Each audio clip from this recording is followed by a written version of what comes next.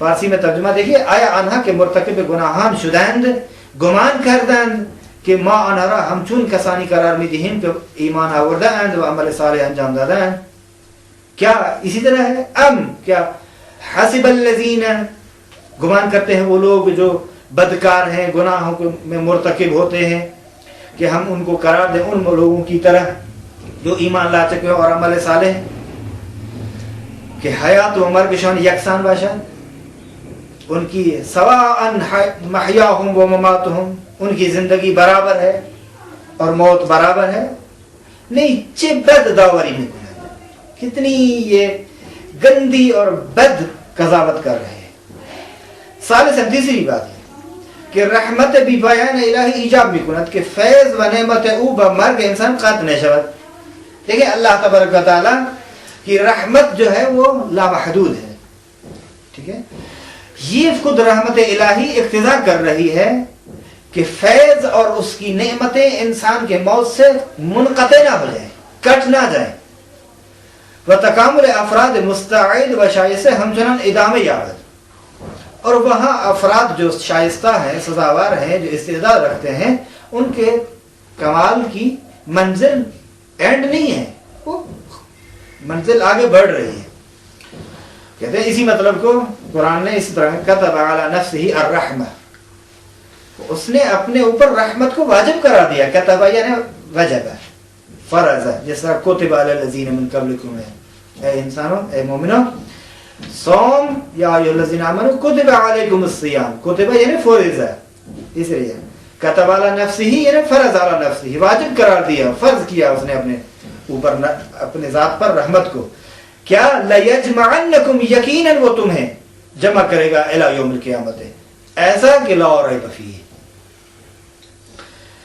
خود دیکھیے، اب خود کریں، قرآن بے کسانی کے در مسئلہ معاد تردید داشتہ میگوید، کہتے ہیں کہ جو افراد معاد کے بارے میں تردید اور شک میں مبتلا تھے، اس کے لیے قرآن یہ کہہ رہا ہے کہ کیسے ممکن ہے کہ در قدرت خدا برائے زندہ کردن مردگان شک و تردید کنید، در حالی کہ خلقت نخستین شما نیز از اوست، ہمان کسی کہ در آغاز شما را از خاک آفریده و باز هم به زندگی دیگر برمیگرداند. یہ ایک مطلب کی طرف اشارہ ہے کہ ایک شخص پیغمبر اکرم حضرت محمد مصطفیٰ صلی اللہ علیہ وآلہ وسلم کی خدمت میں آیا، اور وہ اس کے ہاتھ میں ہڈیاں تھی، چند بوسیدہ ہڈیاں تھی، ان کو مسل کر اور خاک بنا کر ہتھیلی پہ رکھ کر پھونک دیا.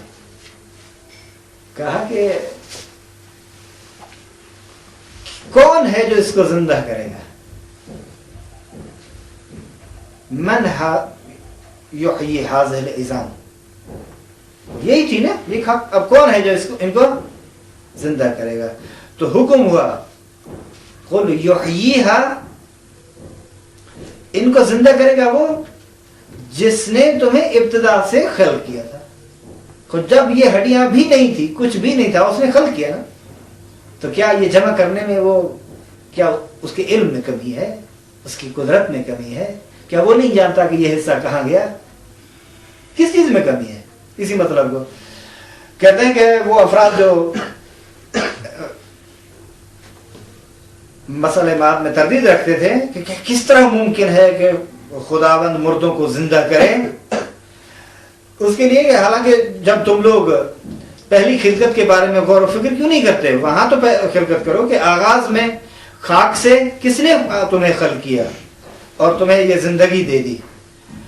یہاں حکم ہو رہا ہے، قرآن کیا تھا، افعینا بالخلق الاول بل ہم فی لبس من خلق جدید. اسی طرح آیت لکھی ہے نا آپ کے پاس. اس آیت کو ہم دیکھتے ہیں قرآن کریم میں سورہ قاف آیت نمبر 15 میں، سورہ قاف کی آیت نمبر 15.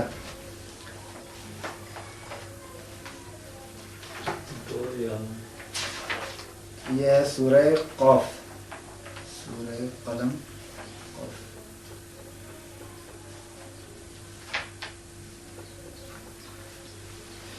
518 صفحے پر ہے.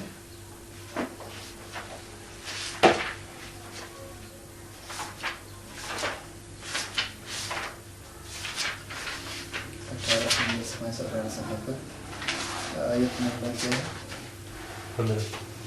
آیت نمبر 15. اب یہاں دیکھیں یہی ہے اف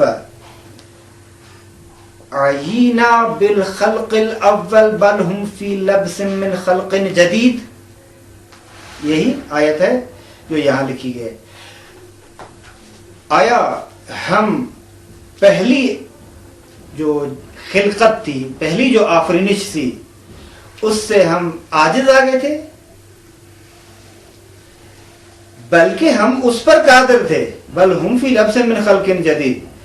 ولی اب یہاں کہہ رہے ہیں کہ آیا ما از آفرینش نخستین عاجز موندیم، کیا ہم پہلی خلقت سے عاجز آ چکے ہیں کہ قادر بر آفرینش رستخیز نہ باشیم، کہ ہمیں وہ قیامت میں جو دوسری آفرینش ہوگی اس پہ قادر نہ ہوں، قدرت نہ ہو ہمیں. ولی آنہا با ان دلیل روشن بعض در آفرینش مجدد تردیدی دارن، بلکہ وہ لوگ جدید خلقت میں اور آفرینش میں شک و تردید میں مبتلا رہتے ہیں. اب یہاں وہ واقعہ ہے جو قرآن کریم میں بیان کیا گیا ہے، جس کی طرف میں نے اشارہ کیا. وَضَرَبَ لَنَا مَثَلًا، وہ ہمارے لیے مثال دے رہا ہے، مثل بیان کر رہا ہے. اسی طرح میں نے کہا کہ ہتھیلی پر رکھ کر پھونک دیا اور کہا کہ مَن يُحْيِي الْعِظَامَ وَهِيَ رَمِيمٌ، جب پوسیدہ ہو چکی ہیں، بوسیدہ ہو چکی ہیں، تو یہ ہڈیاں کون ہے جو زندہ کرے گا؟ تو اب یہ وَضَرَبَ لَنَا مَثَلًا وَنَسِيَ خَلْقَهُ، اپنی خلقت کو بھول چکا ہے، اپنی آفرینش کو بھول چکا ہے. اور وہ کہہ رہا ہے کہ من یحیی العظام، کون ہے جو عظام کو زندہ کرے گا، در حالانکہ وہ پوسیدہ ہو چکی ہوں گی، بوسیدہ ہو چکی ہوں گی. قل، اے میرے حبیب، چونکہ رسول کے سامنے اس طرح کر رہا تھا نا، تو اس کو کہہ یحییہا، ان کو وہی زندہ کرے گا، الذی انشأہا، وہ جس نے اسے اول مرۃ پہلی مرتبہ خلق کیا. وَهُوَ بِكُلِّ خَلْقٍ عَلِيمٌ، باز علم ہے. یعنی دیکھیں آپ کہتے ہیں کہ یہ ذرہ کہاں گیا، وہ کہاں گیا، کون جانور کھا گیا، یہ کر دیا، کیا اللہ کے علم سے باہر ہے؟ تو اس کی علم میں تو ہے نا کہ یہ اس مٹی میں ہے، اس پرندے میں ہے، اس جانور میں ہے، اس دریا میں ہے، اس جگہ پر ہے، اس خاک میں ہے. تو اللہ کے علم سے باہر نہیں ہے، مخفی تو نہیں ہے. بس کہتے ہیں اضافہ پر اس مطلب کہ انسان کی آفرینش اور آسمانوں اور زمینوں کے آفرینش کے مقابلے میں ایک بہت بڑا اہم مسئلہ ہے. یعنی آسمانوں کی خلقت اتنی اہم نہیں ہے اور زمینوں کی خلقت اتنی اہم نہیں ہے، لیکن انسان کی آفرینش بہت زیادہ اہم ہے. وہ جو خداوند قادر ہے اس بہت وسیع اور عریض جہان کو اتنی تمام اپنی عجائب کے ساتھ پیدا کرے، کیا وہ توانا نہیں ہے کہ جو مر چکے ہیں ان کو زندہ کرے، مرنے کے بعد انہی کو زندہ کر دے؟ یہاں قرآن میں کہا اولم یروا ان اللہ الذی خلق السماوات والارض ولم یعی بخلقہن بقادر علی ان یحیی الموتى بلا انہ علی کل شیء قدیر. دیکھیے یہاں غور کیجئے کہ اولم یروا، کیا وہ نہیں دیکھتے، کیا وہ نہیں جانتے، کیا وہ نہیں سمجھتے؟ ان اللہ الذی، بتحقیق اللہ وہ ہے کہ جس نے خلق کیا آسمانوں کو اور زمین کو. دیکھیں ان اللہ الذی خلق السماوات والارض، خلق کیا ان کو، اور ولم یعی بخلقہن بقادر علی ان یحیی العظام، کہ وہ ان کی خلقت سے ناتوان تو نہیں ہوا، عاجز تو نہیں آ گیا، توانائی اور طاقت اور قدرت تو ہے اسے. ہاں قادر، وہ قادر ہے کہ مردوں کو زندہ کرے. پھر کہتے ہیں بلا انہ علی کل شیء قدیر. یہ تو کچھ بھی نہیں ہے، اس سے اور اگر کوئی چیز تصور کی جا سکتی ہے اس پر بھی قادر ہے. یعنی وہ اپنے ذہن میں یہ سمجھتے تھے کہ مردوں کو زندہ کرنا محال شے ہے، قسم کی ناممکن ہے، کیسے ہو سکتا ہے، یہ تو ہڈی ہو چکی ہے، یہ انسان جو دفن کیا جاتا ہے یا ویسے جو جلاتے ہیں وہ جو جلا جاتے ہیں یا جو آگ میں اس میں پھینکتے ہیں، دریا میں پھینک دیتے ہیں، یا کوئی جانور کھا جاتا ہے، کیسے ممکن ہے کہ ان تمام کو زندہ کرے گا انسان اسی بدن کے ساتھ؟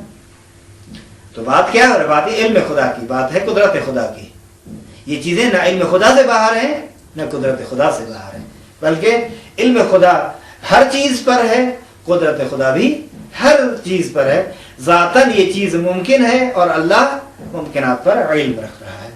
بہرحال یہ قرآن کریم کی آیات 36 نمبر پر یہ معاد جسمانی کا مسئلہ میں نے عرض کیا تھا کہ آیا صرف روح لوٹے گی، معاد روحانی ہے یا معاد جسمانی؟ کہتے کہ نہ تنہا روح ہے انسان بلکہ جسم اور روح باہم در ان جہان باز نہیں کرتا، دونوں چیزیں۔ یعنی عود کس چیز کو ہے؟ کون سی چیز لوٹے گی؟ انسان کا روح لوٹے گا صرف، یا روح کے ساتھ ساتھ جسم بھی لوٹے گا، یا فقط جسم لوٹے گا روح نہیں؟ کہتے ہیں کہ بات جو ہو رہی ہے وہ روح کے لوٹنے کی نہیں ہے، صرف بات یہ ہو رہی ہے کہ یہ جسم کیسے ممکن ہے لوٹے، لیکن صرف روح کے لوٹنے کا مسئلہ نہیں ہے، جسم اور روح باہم ساتھ اس دنیا میں لوٹیں گے اور دوسری ایک زندگی جدید سے شروع کریں گے۔ کیوں؟ کہتے ہیں اس لیے کہ جو کچھ اس دنیا میں انجام دیا ہے یہی جسم ہے نا، میں نے اسی جسم کے ساتھ گناہ کیے، اسی جسم کے ساتھ نماز پڑھی، اسی جسم کے ساتھ روزہ رکھا، اسی جسم کے ساتھ عطوات عالیات گیا، اسی جسم کے ساتھ حج گیا، اسی جسم کے ساتھ زیارت قبر نبی پر گیا۔ تو چونکہ میں اسی جسم کے ساتھ یہ سب کچھ انجام کر رہا ہوں، اگر برائیاں کر رہا ہوں تو بھی اسی کے ساتھ، اچھائیاں کر رہا ہوں تو بھی اسی کے ساتھ، لہذا یہ اس مطلب کو یوں بیان کرے کہ چرا کہ اج در این جا انجام شدہ است با ہمیں جسم و روح بودے، تو یہ اگر میری روح نہ ہوتی تو یہ میرا جسم کچھ بھی نہیں تھا، لہذا میں نے اسی جسم اور اسی روح کے ساتھ یہاں جو کچھ کیا ہے، اچھا کیا یا برا کیا ہے، انہی کے ساتھ کیا ہے، لہذا دونوں کو سزا اور جزا بھی انہی کو ملنی چاہیے۔ لہذا کہہ رہے ہیں کہ وہ پاداشا و کیفرانیز باید نصیب ہر دو شود، ہر دو کے لیے ہونی چاہیے۔ کہتے ہیں کہ دیکھیے قرآن کریم میں غالباً وہ آیات جو معاد کے ساتھ مربوط ہیں وہ معاد جسمانی کو ثابت کرنے کے لیے در پہ ہے۔ یعنی دیکھیے اب یہاں بھی ہے کہ کیف یحیی العظام وہی رمیم، وہ جسمانی معاد کو ثابت کرنے کے لیے، اور وہ مخالف جو تعجب کرتے تھے کہ کس طرح یہ پوسیدہ اور بوسیدہ ہڈیاں دوبارہ زندگی حاصل کر لیں گی اور ان کو دوبارہ جدید زندگی حاصل ہو جائے گی، تو قرآن نے کہا قل یحییھا الذی انشأھا اول مرۃ، کہہ دیجئے یہ جو شخص آپ کے سامنے گستاخی کر رہا ہے اور یہ اعتراض کر رہا ہے، اشکال کر رہا ہے، تعجب کر رہا ہے کہ کیسے ممکن ہے کہ یہی ہڈی جو پوسیدہ ہو چکی ہے، بوسیدہ ہو چکی ہے، جو اب خاک میں تبدیل ہو چکی ہے، کیسے ممکن ہے اس کو جدید زندگی ملے؟ تو اس شخص کو کہہ دے یحییھا، وہی اسے زندہ کرے گا، الذی، جس ذات نے اسے ابتدا سے خلق کیا، پہلی مرتبہ اسے خلق کیا۔ کیا وہ قادر نہیں ہے جو اسے پہلی بار خلق کرنے پر قادر ہے؟ کیا وہ قادر نہیں ہے کہ اسے دوبارہ زندگی دے دے؟ دوبارہ زندگی تو آسان ہے خلقت اول سے، خلقت اول مشکل تھی کہ بغیر کسی آئیڈیل کے، بغیر کسی مادے کے سب چیزیں اس نے تجھے خلق کیا۔ دوسری آیت ایحسب الانسان ان لن نجمع عظامہ، کیا وہ گمان کرتا ہے کہ ہم اس کی ہڈیوں کو جمع نہیں کریں گے؟ یہی بات ہو رہی تھی نا کہ ہڈیاں تو پراکندہ ہو گئی ہیں ادھر ادھر، بلا قادرین، ہاں ہم قدرت رکھتے ہیں، الا ان نسوی بنانہ، بہت زبردست۔ دیکھیں کیا انسان یہ گمان کر رہا ہے کہ ان لن نجمع عظامہ، ہرگز ہم اس کے عظام اور ہڈیوں کو جمع نہیں کریں گے؟